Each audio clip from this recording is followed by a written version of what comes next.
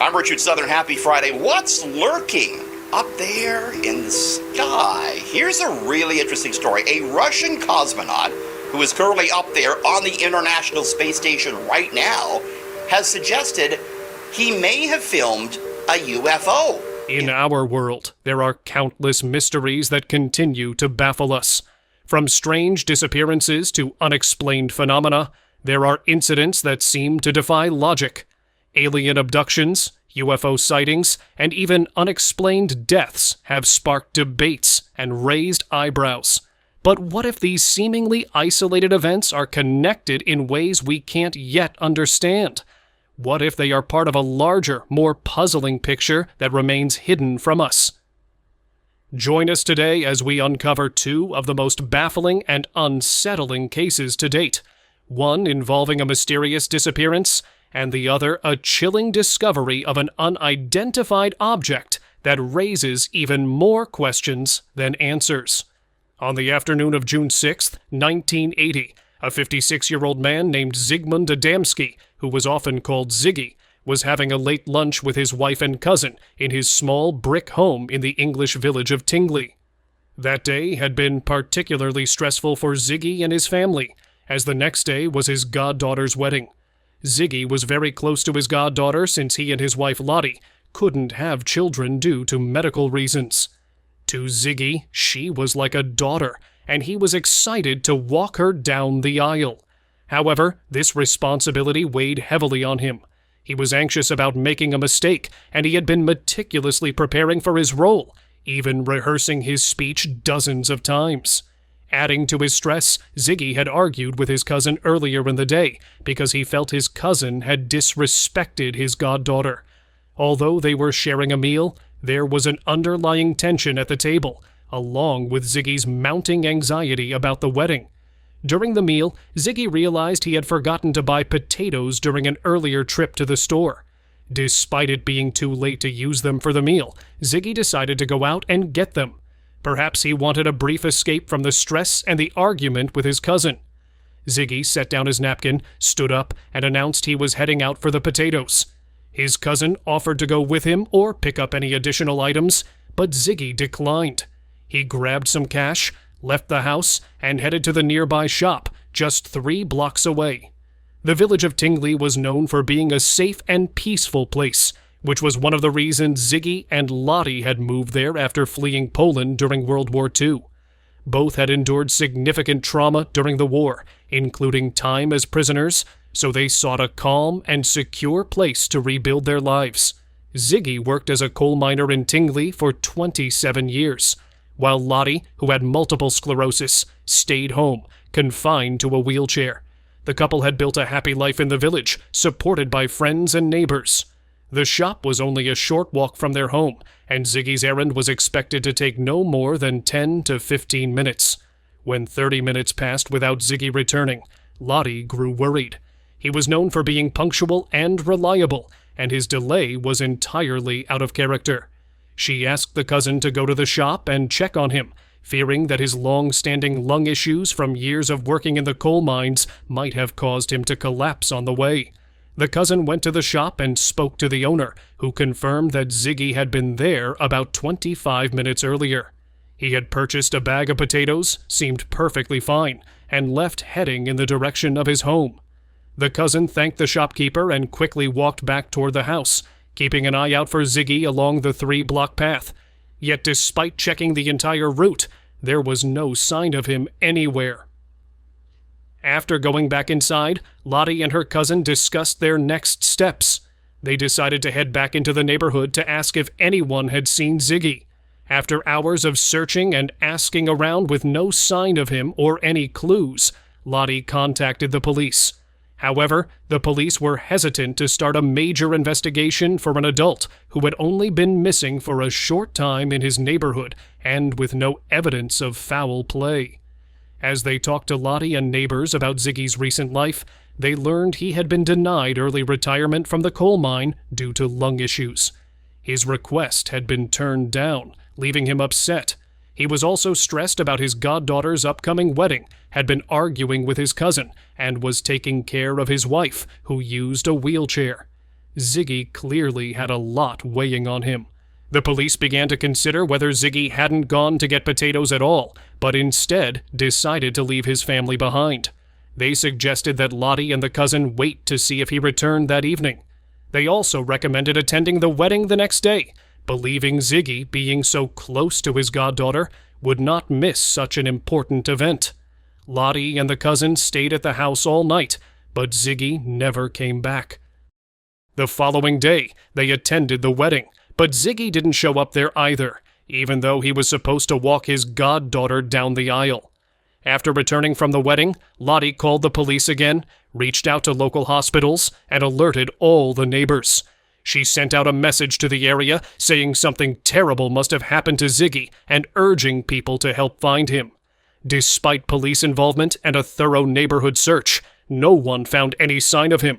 It was as if Ziggy had disappeared into thin air. On the morning of June 11th, 5 days after Ziggy vanished, Trevor Parker arrived at his father's coal yard in Todmorden, England. The coal yard was a large open lot surrounded by a chain-link fence and bordered by railroad tracks. Inside, there were massive coal piles along the edges and a small office building. That morning, as Trevor drove into the yard, he surveyed the area. Everything looked damp from a recent storm, and nothing seemed out of place. He headed into the office to work on paperwork. Around lunchtime, he left for a break, went to a pub, and stayed there for a couple of hours. When he returned to the coal yard around 3:45 p.m., something caught his attention. On one of the 12-foot-tall coal piles in the back, he noticed a dark object. He wasn't sure if it had been there earlier or if it was new, but it immediately stood out. After parking his car, Trevor walked closer and saw what appeared to be a shoe sticking out. It was clear the dark figure was a person. Assuming it was one of the homeless individuals from the nearby railroad tracks who had wandered in and passed out, Trevor turned back to the office and called for an ambulance. A few minutes later, the ambulance arrived without sirens, treating it as a routine call to assist a drunk person. The medics joked casually as they approached the coal pile.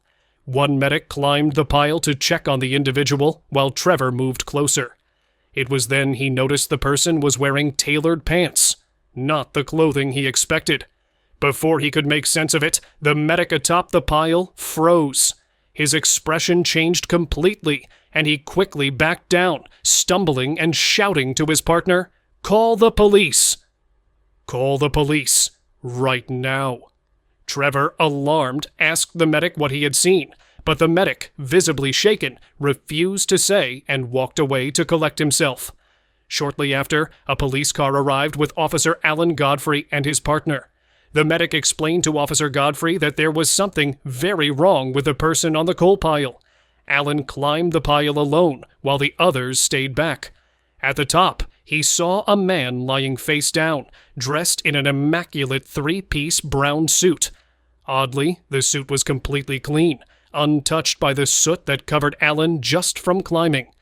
Alan wondered how the man could be there without a single speck of coal dust on him. Alan also noticed the man's hair looked strange, as if it had been unevenly cut with dull scissors, leaving patches of bald spots. Hidden near the hairline was a deep wound on the back of his neck that was still bleeding. Covering the wound was a green, jelly-like substance that Alan couldn't identify. Despite everything, it wasn't immediately clear why the medic had panicked. Alan rolled the man over to check his face and instantly stepped back. The man's face was frozen in an expression of pure terror. His jaw appeared unnaturally wide, as though dislocated. His teeth were bared, and his eyes bulged. It became clear this wasn't a drunk person, but someone who had died under horrifying circumstances. The man was identified as Ziggy Adamski, but this discovery only raised more questions. Todmorden, where the coal yard was located, was 25 miles from Ziggy's home, and as far as anyone knew, he had no connection to the area. Additionally, Ziggy had left his house on foot to buy groceries. Did he somehow walk 25 miles to this random town?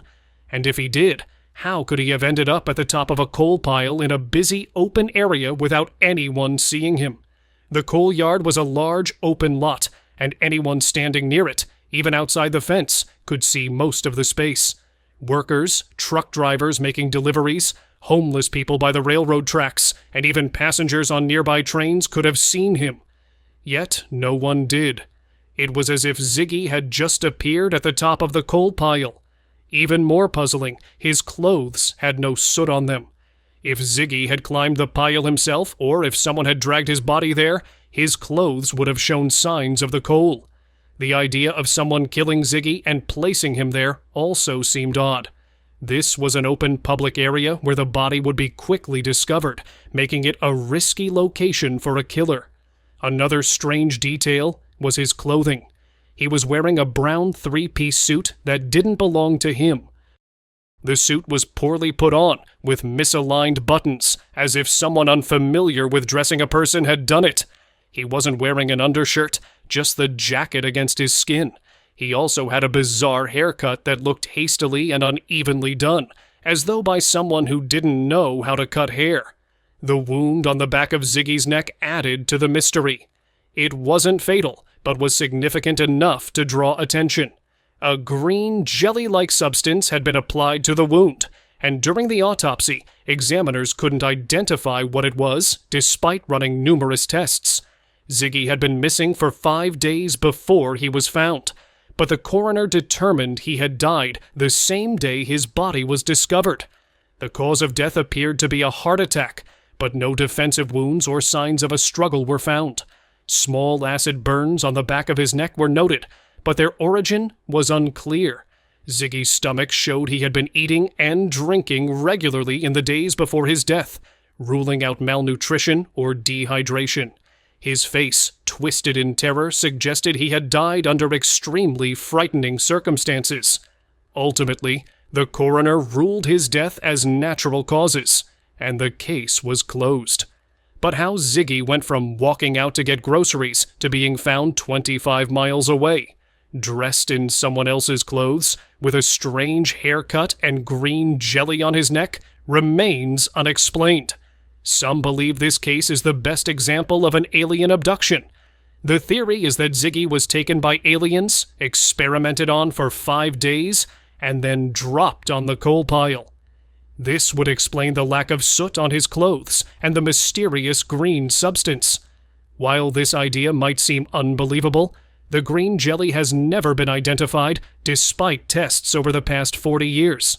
Additionally, one of the officers, Alan Godfrey, reported seeing a UFO near Todmorden just weeks after Ziggy's body was found. Now, you might have heard about the strange happenings in Palmdale and Lancaster, California, which unfolded a few months ago. The peaceful skies over these two cities, located just north of Los Angeles and close to the high-security Edwards Air Force Base, suddenly became the stage for an unusual spectacle that has ignited a wave of curiosity, speculation, and excitement. Thousands of residents from both communities reported seeing and even filming unidentified flying objects darting across the sky. These lights were not just ordinary, everyday lights. They exhibited bizarre movements, zigzagging, halting abruptly, changing direction, and accelerating in ways that defied conventional explanations. As if this weren't strange enough, videos quickly began circulating online, showing mysterious bright lights making jerky, unpredictable movements. It didn't take long before these clips spread across social media, fueling a frenzy of excitement and confusion as people tried to make sense of what they had just witnessed. The sightings began just after nightfall, when residents in both cities noticed strange lights moving erratically across the sky. Initially, many assumed the lights were simply military aircraft from nearby Edwards Air Force Base, which is often a source of unusual aerial activity due to its connections to the aerospace industry. But as the lights continued their unpredictable zigzag patterns, making sudden stops, sharp turns, and changes in speed, it became increasingly clear that what they were witnessing was not part of any typical military training exercise. One video that gained traction showed several bright orbs moving in unison before darting off in different directions, only to come to sudden halts. These lights seemed to defy the laws of physics, displaying flight characteristics that no known human-made aircraft could replicate. Their speed, agility, and unpredictability left viewers both mesmerized and perplexed. The number of videos and eyewitness accounts rapidly increased as the sightings continued, making it clear that this was not an isolated incident. The phenomenon was widespread, with reports coming in from various locations across both Palmdale and Lancaster. The online conversation about the event quickly turned into a mixture of theories, with some suggesting these were simply military exercises or advanced drone technology being tested. Others, however, were convinced that they had seen something extraordinary, something that might suggest the presence of extraterrestrial life or technology beyond our current understanding. What made this event all the more intriguing was its proximity to Edwards Air Force Base, which has long been associated with secretive operations, experimental aircraft, and cutting-edge military technology. The base is a focal point for UFO enthusiasts, many of whom believe that the government has been hiding evidence of extraterrestrial encounters or testing advanced technology that is far beyond anything publicly acknowledged. Given this context, it was no surprise that the sightings, occurring so close to Edwards, sparked speculation about classified military projects or the testing of highly advanced secret technology. Some residents speculated that the lights were part of a top-secret test involving experimental aircraft or advanced propulsion systems. They suggested that the erratic movement could be indicative of testing the limits of a new aircraft or stealth technology under the cover of night. However, others pointed out that even the most advanced military aircraft would likely follow some recognizable pattern or operate within the laws of aerodynamics. The zigzagging, abrupt halts, and changes in direction didn't fit the profile of any known aircraft, military or otherwise. This discrepancy led many to consider a more outlandish possibility, that the lights were not human-made at all. As the speculation continued to grow, so did the range of theories surrounding the lights. The most conventional explanation offered by some was that the lights could be part of a military exercise involving drones or experimental aircraft. After all, Edwards Air Force Base is known for testing new aircraft technologies, and it's possible that the erratic movements were the result of testing cutting-edge flight patterns or systems. Another possibility was that these lights were simply commercial or recreational drones, operated by individuals or groups unaware of the panic their actions were causing. Drones have become increasingly sophisticated in recent years, with some models capable of rapid, precise movements that could mimic the behavior seen in the videos. However, the number of lights and the distances they seemed to cover raised questions. Typical consumer drones would have difficulty performing such maneuvers, especially over the distances observed during the sightings.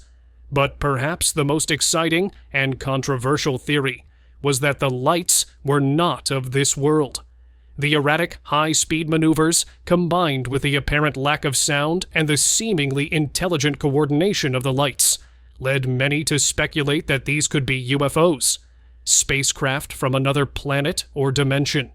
This theory, while often dismissed by skeptics, remains one of the most popular among those who are open to the idea that Earth might be under observation by extraterrestrial life. If these lights were indeed UFOs, it could mean we are witnessing something beyond our wildest imaginations. Technology far superior to anything humanity has developed. Despite the growing number of eyewitness accounts and video evidence, there is still a major question. What exactly were these lights? The videos clearly show unusual aerial activity, but they don't provide conclusive proof of what those lights were. The lack of definitive evidence has allowed a wide range of theories to proliferate, from the mundane to the extraordinary. Could these lights have been the result of some new and unknown natural phenomenon? Could the laws of physics be bending in ways we don't yet understand? Or were these objects indeed extraterrestrial? As of now, no clear answer exists, and this ambiguity has only fueled more speculation. In the wake of these sightings, attention has turned to broader efforts by the government to address these unexplained phenomena. Recently, there has been growing momentum in the U.S. to declassify information related to UAPs. Senator Chuck Schumer, a prominent advocate for transparency, has pushed for legislation that would compel the government to disclose its knowledge of unexplained aerial phenomena. His bill aims to create a commission to declassify records and provide the public with more insight into what the government knows about these mysterious objects. Schumer's efforts, supported by both Democrats and Republicans, could eventually lead to the release of long-sought information on UAPs. This is a development that many are watching closely, especially in the context of recent sightings like those in Palmdale and Lancaster. Despite the ongoing debates and lack of clear answers, the UFO sightings in California are part of a much larger conversation about the possibility of extraterrestrial life and advanced technologies. Whether or not these lights were UFOs, their erratic movements and the widespread interest they have generated suggest that we may be on the cusp of a new era in our understanding of the skies above us. For now, the mystery remains, but the fascination continues to grow. Thanks for tuning in. If you enjoyed this deep dive into the unexplained, make sure to like, share, and subscribe for more fascinating stories. Let us know your thoughts and theories in the comments. What do you think is really happening in our skies? Until next time, keep your eyes on the skies, and we'll see you in the next video.